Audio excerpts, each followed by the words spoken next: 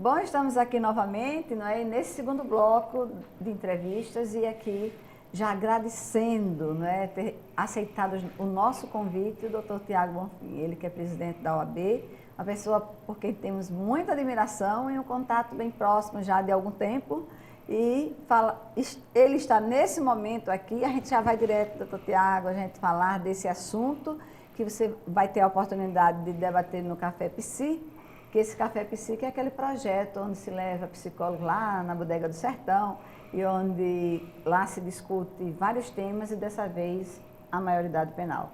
E aí por isso a doutora Janaína teve a felicidade de escolher o doutor Tiago Bonfim, né, e a doutora Priscila, que é no nosso segundo momento. Então, vamos lá, doutor Tiago, já assim de primeira, né, ao mesmo tempo que agradeço, já lhe dizer esse tema. Você acha que é esse o grande momento de que a sociedade possa participar e que a OAB possa dizer o que ela pensa, não é? E possa dizer isso de uma forma onde vai estar juntinho com os psicólogos, né, com a nossa categoria, que a gente se sente tão próximo. Bom, Cláudia, obrigado pelo convite e agradeço a oportunidade. E fico muito feliz com o convite para discutir esse tema, não só aqui no seu programa, mas também lá no evento inovador, promovido pela doutora Janaína, o Café Psi, porque nós estamos vivendo um mundo onde a intolerância é muito grande, né?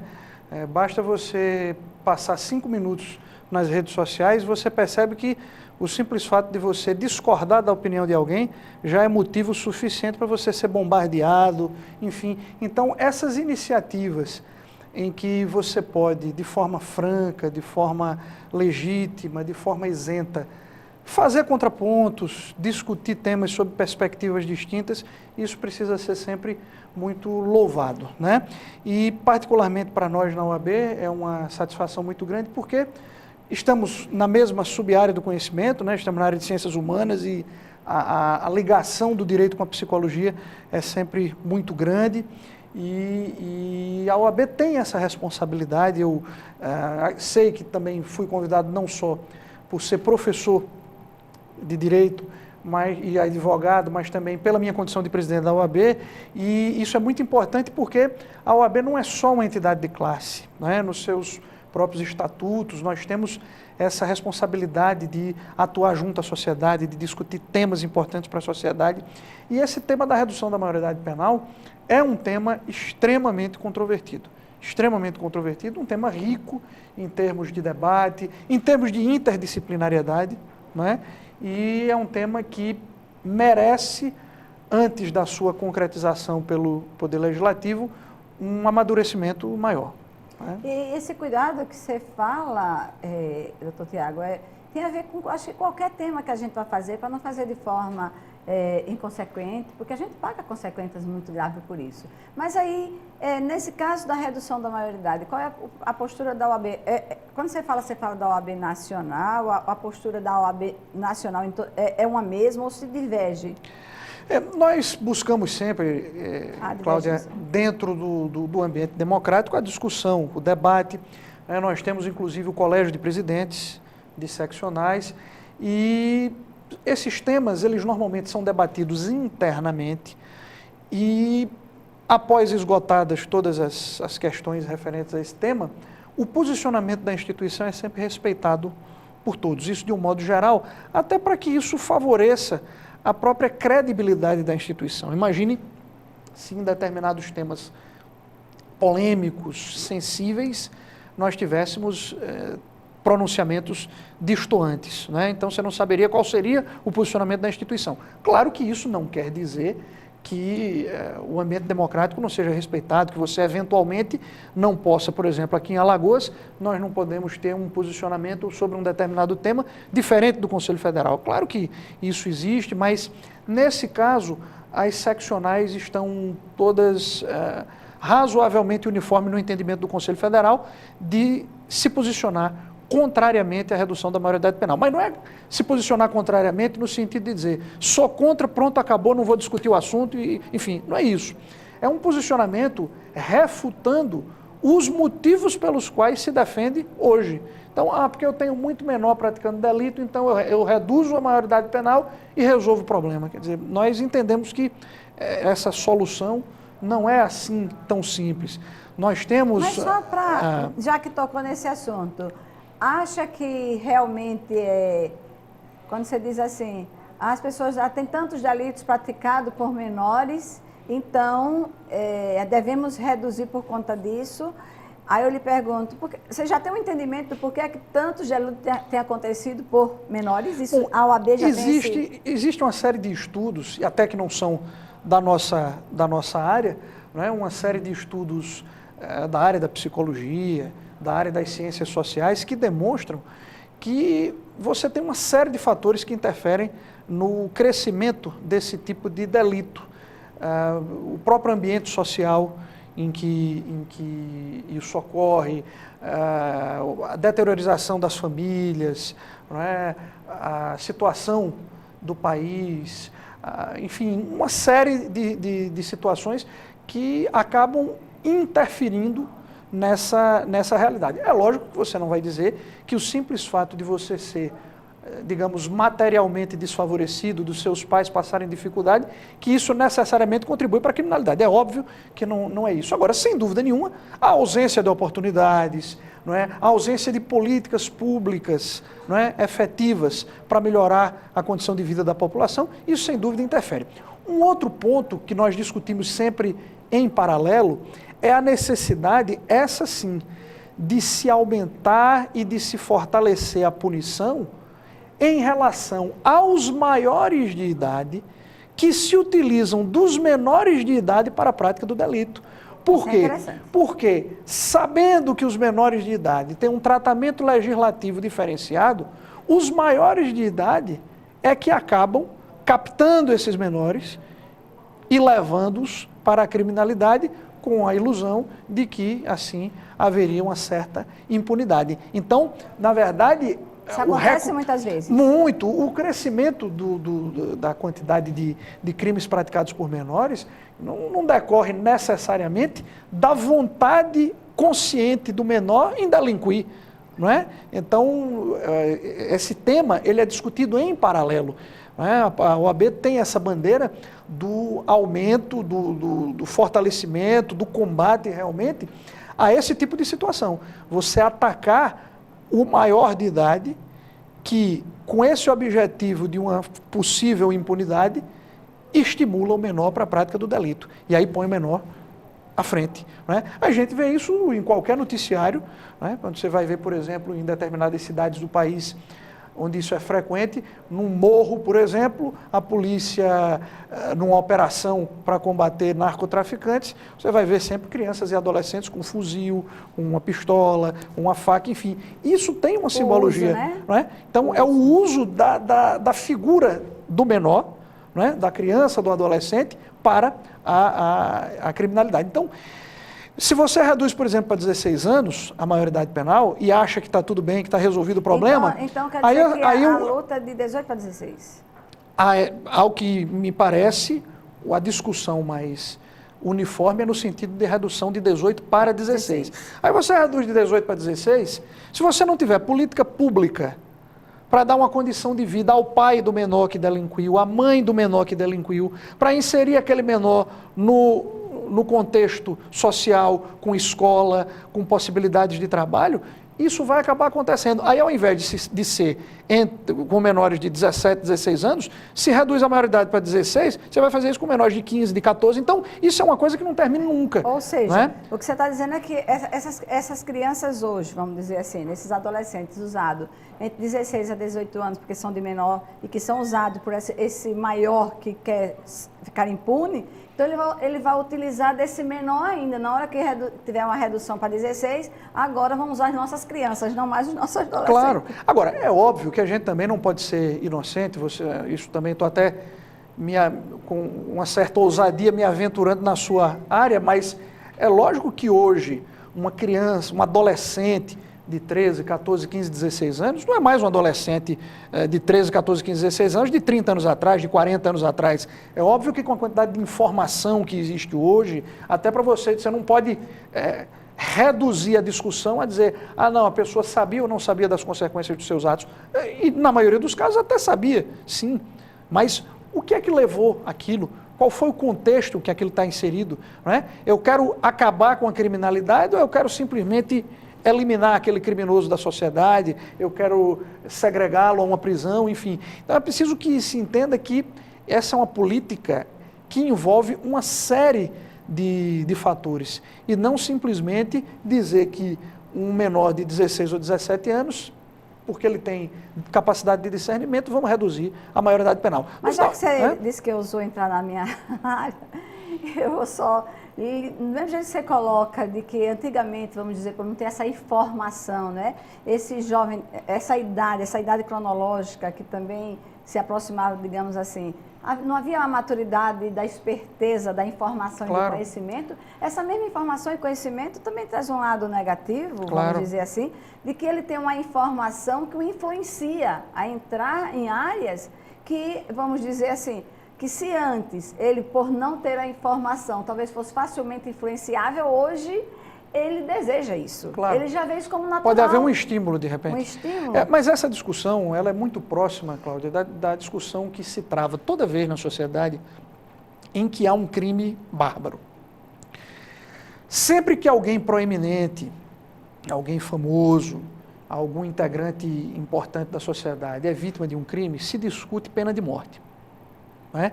Isso os criminalistas já têm um posicionamento firmado, isso os profissionais que atuam nessa área já têm uma opinião, um posicionamento consolidado, no sentido de que o que é eficaz contra o crime é a certeza da condenação. Não é a quantidade de pena. O sujeito não vai deixar de cometer um crime porque, caso ele seja preso, a pena vai ser maior ou menor.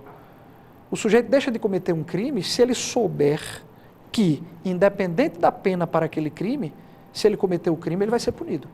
Então, o que é eficaz contra a criminalidade é a certeza da condenação. Me permita ainda lhe dizer de que, além dele saber que não vai ficar impune, que a gente sabe que num processo educativo, onde o que eu faço, eu recebo, né? Aquilo, se é bom, se é do bem, eu recebo em troca, pelo menos deveria ser, se não é assim.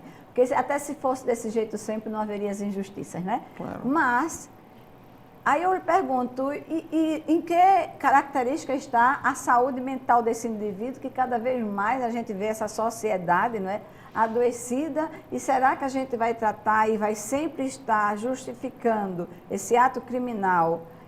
Aí, enquanto jurista, esse é o seu papel, né? Mas eu, como psicóloga, posso lhe dizer de que também tem que ter a sociedade precisa ter esse olhar para a saúde mental do indivíduo? Claro, e quando a gente discute esses temas, Cláudia, quando se discute, por exemplo, a questão da saúde mental, quando eu discuti agora há pouco as condições sociais, a falta de políticas públicas, não é no sentido de usar isso como argumento para que as pessoas fiquem impunes.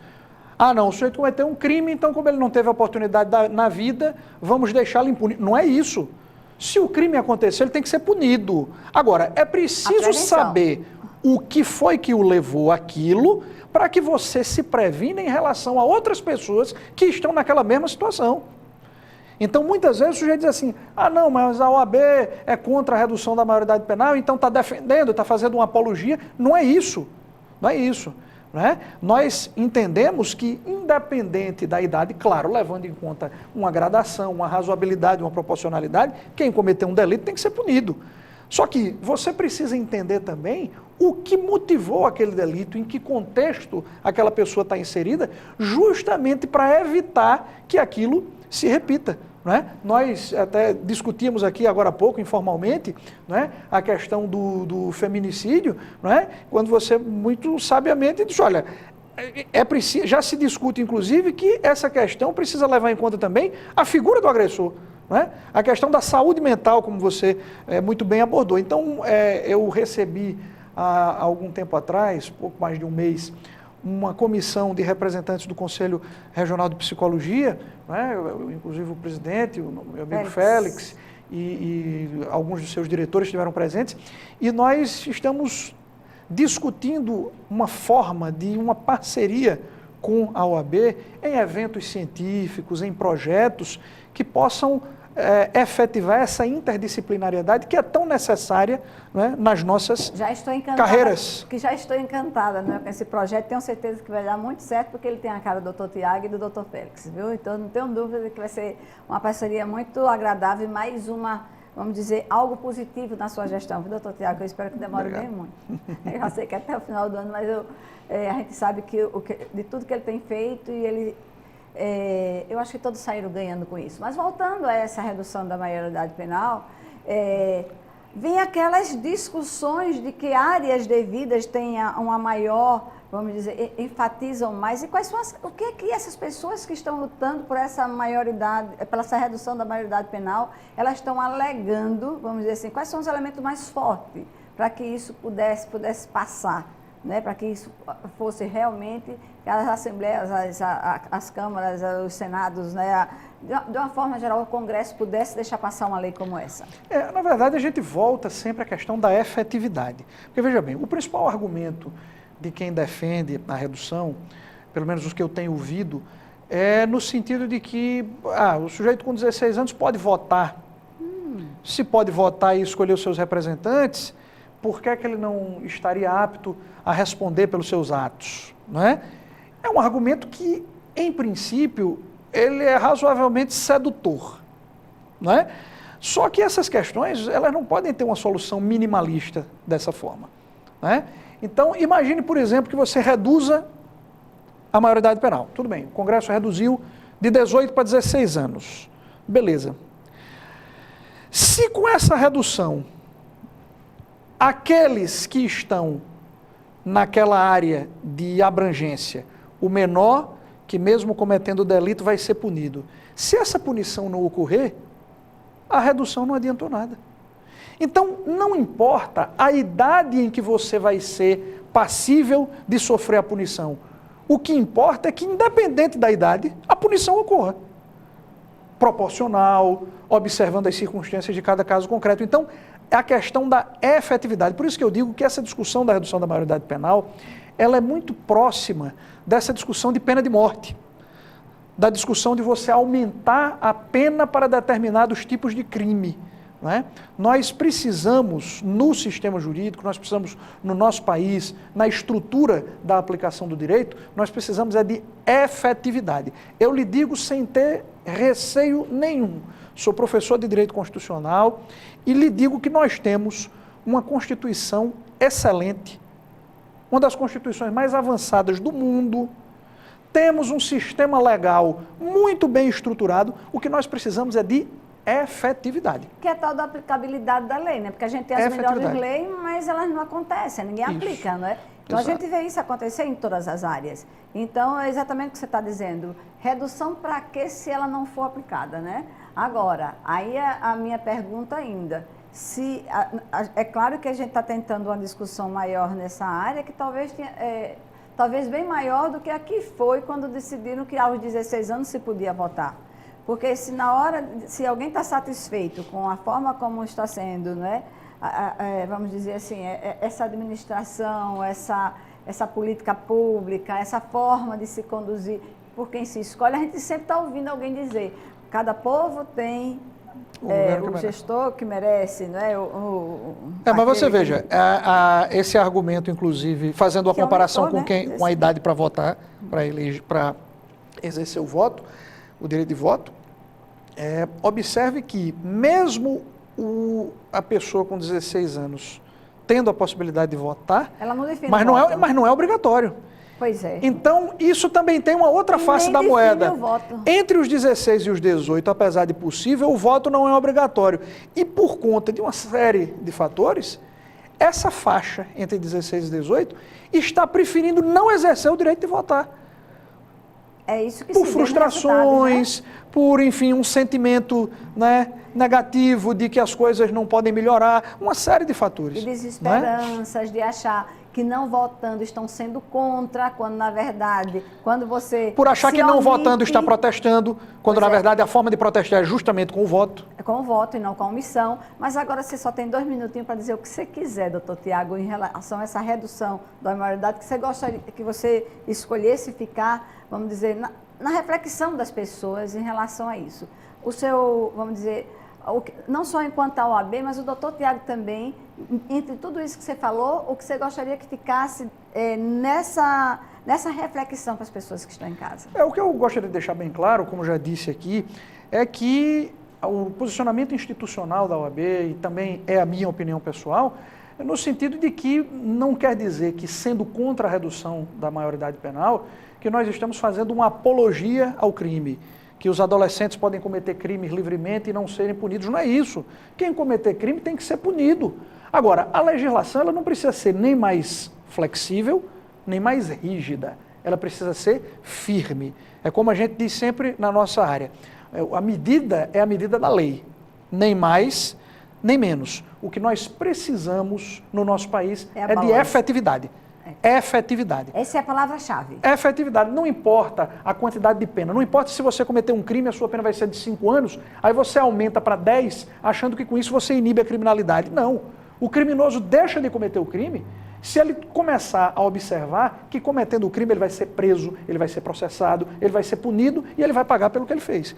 Que não há risco dele ficar impune. O que alimenta a criminalidade não é a idade do infrator, não é a quantidade de pena. O que alimenta a criminalidade é a impunidade. E essa tem sido a grande luta da sociedade. Então, tudo a ver a OAB vamos dizer, nessa defesa da sociedade, né? Exatamente. Então, eu queria agradecer mais uma vez, Cláudia, a oportunidade e dizer que é um prazer para nós estar aqui, discutir esse tema e principalmente debater. Que eu acho que, como eu disse no início, nós estamos perdendo a capacidade de tolerância, a capacidade do bom debate. Se você não pensa igual a mim, eu já começo a lhe agredir, eu já começo a adjetivar você. Então, acho que a gente tem essa responsabilidade, você com o seu programa, eu na OAB, a Janaína com o Café Psi, enfim, todos nós temos essa responsabilidade de fomentar, de estimular sempre o bom debate, estimular sempre as boas discussões.